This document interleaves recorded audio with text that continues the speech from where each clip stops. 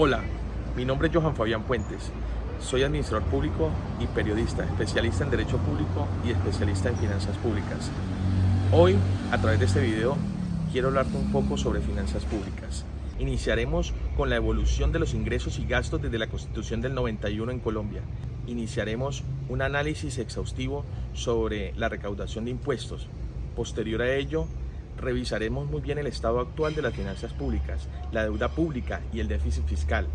Si analizamos el recaudo de impuestos desde el año 1991, cuando se implementó la nueva Constitución, en el que se consolidó Colombia como un Estado social de derecho, podemos determinar la primera recaudación que generaba actividad interna mediante la renta y complementarios, tales como la retención en la fuente e impuesto al valor agregado IVA, el timbre nacional e impuestos por actividad externa mediante el IVA y el arancel.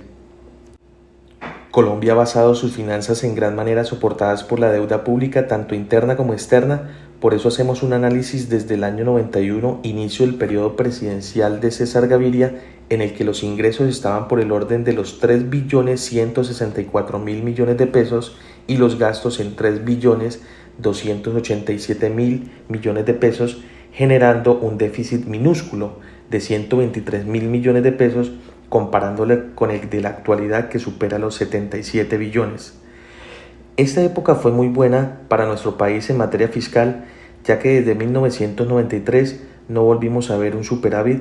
que en ese momento registró 66.000 millones de pesos. Cuando Gaviria terminó su gobierno en 1994, el déficit fue de 762.000 millones de pesos, pero en el año 95 Ernesto Samper lo triplicó a 2.616.000 millones de pesos, cuadruplicando la financiación interna en 2.393.000 millones de pesos y la financiación externa en 222.000 millones de pesos, que con el paso del tiempo fue aumentando de acuerdo como iba aumentando el gasto público.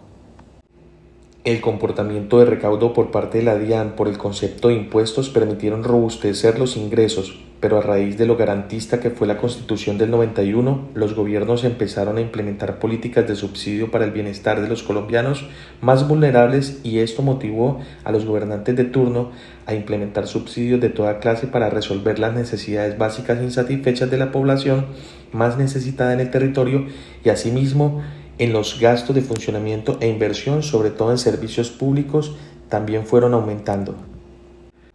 Desde el año 1996 se empezó a cobrar la retefuente a título de IVA, en el 99 sobre el gravamen de los movimientos financieros y en 2002 sobre el patrimonio. Para el año 2013, en el gobierno de Juan Manuel Santos se crearon 4 nuevos impuestos: el de consumo, el impuesto a la gasolina y a la CPM, el impuesto sobre la renta para la equidad denominado CREE, cuyo tributo tiene designación específica para el SENA, ICBF y la salud, y el impuesto sobre la retención CREE. En el año 2014 se implementó la declaración CREE como otra forma de recaudar ingresos. Y en el año 2017, para terminar el gobierno Santos, se implementó el impuesto al carbono, el cual recaudó 476.000 millones de pesos, y por si fueran poco los impuestos que pagamos los colombianos, en el gobierno de Iván Duque se implementaron 3 nuevos impuestos en el año 2019, el impuesto unificado al régimen simple de tributación, el impuesto de normalización tributaria y el de consumo de bienes inmuebles. Como resultado del buen comportamiento de los contribuyentes y la gestión realizada por la Dirección de Impuestos y Aduanas Nacionales DIAN, en 2022 se logró un recaudo total de 228.6 billones de pesos, lo que representa un cumplimiento del 106% de la meta, que para 2022 se fijó en 215.75 billones.